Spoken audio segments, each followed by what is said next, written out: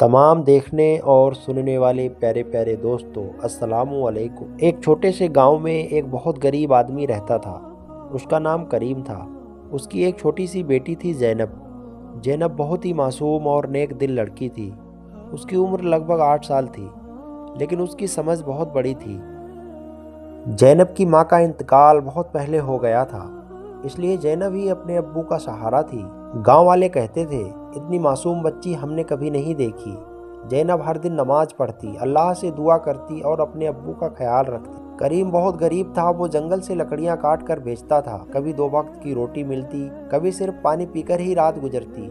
एक दिन रमजान का महीना चल रहा था। करीम रोजा रखकर जंगल काम करने गया। घर में सिर्फ 2 सूखी रोटियां थी। इफ्तार का वक्त करीब था। जैनब ने अपने अब्बू से कहा, अब्बू आप रोजा रखते हो, आप ये रोटी खा लो। करीम बोला, नहीं बेटी, हम दोनों आधी आधी खाएंगे। लेकिन जैनब ने चुपके से अपनी रोटी अपने अब्बू की थैली में रख दी, खुद सिर्फ पानी पीकर रोजा खोल लिया।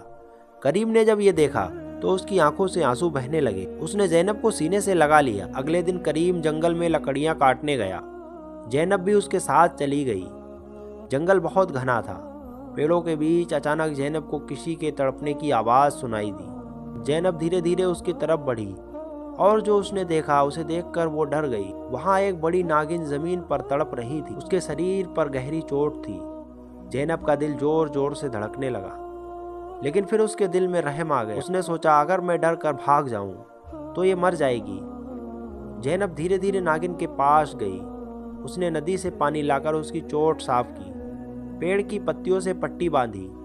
नागिन कुछ देर तक जैनब को देखती रही, लेकिन उसने जैनब को कोई नुकसान नहीं पहुंचाया। ऐसा लग रहा था जैसे वो समझ रही हो कि ये बच्ची उसकी मदद कर रही है। कुछ देर बाद नागिन धीरे धीरे उठी और जंगल में चली गई। जैनब भी अपने अब्बू के पास लौट आई। कुछ दिनों बाद अचानक करीम बहुत बीमार हो गया।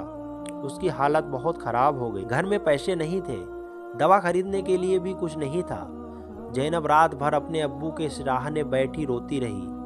वो बार बार दुआ कर रही थी, या अल्लाह मेरे अब्बू को ठीक कर दे, मेरे पास कोई नहीं है।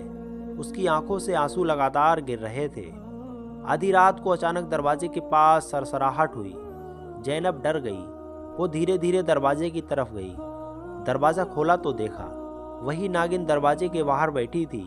जैनब का दिल जोर से धड़कने लगा, लेकिन नागिन ने उसे कोई नुकसान नहीं पहुंचाया। उसके मुंह में कुछ चमक रहा था।